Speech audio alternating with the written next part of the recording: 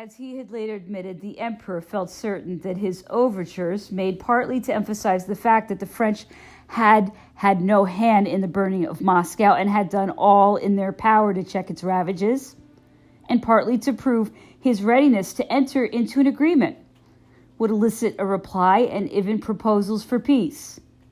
The burning of Moscow had roused serious reflections in his mind, though he did his utmost to banish from his thoughts the consequences implicit in such action on the part of the Russians, and the scant hope that the Russian government were disposed to make peace. He was always eager to believe in his star, and that Russia, wearied of war, would seize any occasion to bring the struggle to an end. I think indeed that the Emperor Napoleon would have been very amenable in the matter of conditions at that moment, for to make peace was the only way out of his predicament. He made his advances as if actuated by generosity, under the impression that he was outwitting Petersburg as regards to his true motives. He tried to make believe that the fear of his proving too exigent had prevented proposals reaching him. In this way he hoped to extricate himself from the embarrassing situation in which he had placed himself. It was in this hope of an imminent peace that he prolonged his unfortunate sojourn at Moscow. The splendid weather and the mild temperature that continued so late that year helped to mislead him. Perhaps it had also been his intention to make his winter quarters in Russia before his rear should be threatened and attacked. In that case, as he said, Moscow was by its name a political position, and by the number and nature of its extant buildings and resources, a military position preferable to any other if he remained in Russia. In the intimate circle, the emperor conversed, acted, and issued orders, all on the presumption that he was going to stay in Moscow, so that even those most closely in his confidence entertained no doubt on the matter for some time. Such was our situation 10 or 12 days after our arrival, and everybody believed that we were staying in Moscow up to the very moment when our artillery convoys were attacked and our couriers delayed. At last, seeing the season so advanced and still no preparations made for our departure, I too doubted whether Moscow would be evacuated voluntarily. To me, it seemed impossible that the emperor should think of a retreat when the frost set in, especially as no measures had been taken to cross the ice, although some idea of what a Russian winter meant could have been gleaned from what had happened at Osterode and in Poland. And besides, the memory of 1807 furnished an idea of the emperor's tenacity of purpose. Every day some discovery was made in shops and cellars where stuffs, cloths, and furs were concealed, and everyone purchased what he thought necessary for the winter. This precaution proved to be the salvation of those who took it. I paid the wages of almost all those employed in my department and issued orders that all their greatcoats should be lined with fur, or at least provided with fur collars if they could not buy large enough pelts. I also gave orders that fur hats and gloves should be made. On my arrival, too, I organized a number of workshops for adding to the means of support of biscuits and fodder. I had a large stock of horseshoes made up sharp for travel on ice. In a word, I took every possible precaution against such difficulties as might be encountered in winter operations. And to these measures, I owed the satisfaction of being able to transport my sick and my vehicles in safety as far as Vilna. As soon as he returned to Moscow, the emperor gave orders for parades to be held in the court of Kremlin.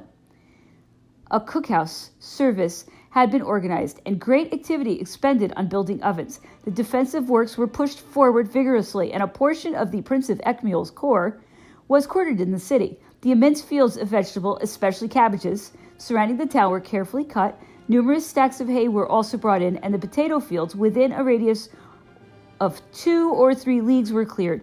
The transport wagons were in constant use. I organized a body of men to run a mill for the emperor's household, as flour was beginning to be scarce. I had a large supply of biscuits baked and a considerable number of sledges constructed. In short, I had everything in readiness for either a prolonged sojourn in the city or an immediate departure. The hospitals were well organized. I established one for the household in a wing of the Kremlin. A great number of unfortunate fellows who were already enfeebled by excessive fatigue had been attacked by nervous fevers.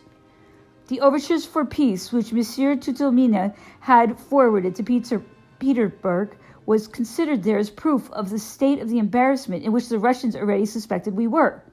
While the proposals were under discussion, the emperor busied himself, as I have said, with all his wonted activity. Night and day were one to him. Paris and France were the object of all of his thoughts, and couriers were constantly setting off with decrees and decisions dated from Moscow. Accustomed as he was to dictate peace on his arrival at the palaces of the sovereigns, whose capital he had conquered, he was amazed by the silence of his adversary. The more this silence testified to the enthusiasm of the Tsar and the exasperation of his people, the more Emperor Napoleon was convinced that peace could only be made at Moscow. His moderation ought to conciliate everyone. He had cleared himself of blame for the fire. He had even done all in his power to arrest the disaster. It is difficult to see, he said, any special motive for animosity that should prevent us from coming to an understanding. Having reached the ancient capital of Russia, it would seem a political defeat to leave it without having signed the preliminaries for peace, no matter how advantageous another position would be from a military point of view. Europe is watching and would regard our waiting for a sure success in the spring as sure proof of a reverse today that might entail grave consequences. The emperor was from that time prepared to evacuate Russia and content himself with enforcing some measures against English commerce to save the honor of his arms. He hoped to win over the Emperor Alexander afresh by giving him, as though it were a volunteer sacrifice which he could not have expected, an arrangement that would justify the Tsars personally in the eyes of his people. Imbued with this idea and dismissing from his mind the importunate memory of the steps already taken, Napoleon determined to write directly to the Tsar, and Monsieur Le Lorgne was ordered to search the hospitals or amongst the Russian prisoners for some senior officer who might be sent to Petersburg. He found the brother of a Russian diplomat agent in Germany. The emperor repeated to him exactly what he had said to Monsieur Tutelmine.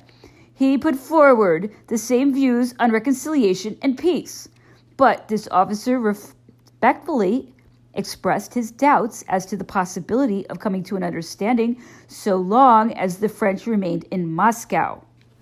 The emperor paid little heed to his observations at the time, but sent the officer away with his letter, still deluding himself that the silence of the Petersburg cabinet was caused only by their belief that he would demand too much. He thought that they would eagerly seize the opportunity of profiting by his avowed moderation. It was this fatal belief, this unfortunate hope, that made him stay on in Moscow and brave a winter that exacted a greater toll than any plague could have done. This move was at the time known only to the Prince of Neuchâtel, Monsieur Le Lorgne, and myself, and remained a secret for a long while, as the emperor desired. I return now to the King of Naples, who had confidently followed up the Russian army along the Kazan road. He came to pass a night at Moscow, saw the emperor, and next day returned to the advance guard. While the king was in Moscow, the viceroy, the Princess of Neuchâtel and Eichmühl, and his majesty happened to be all for with the emperor. The emperor raised the question whether it would not be sound policy to march at once on Petersburg. According to the king, the Russians were in full flight, in a state of complete disorder and discouragement, while the Cossacks were ready to leave the army at any moment.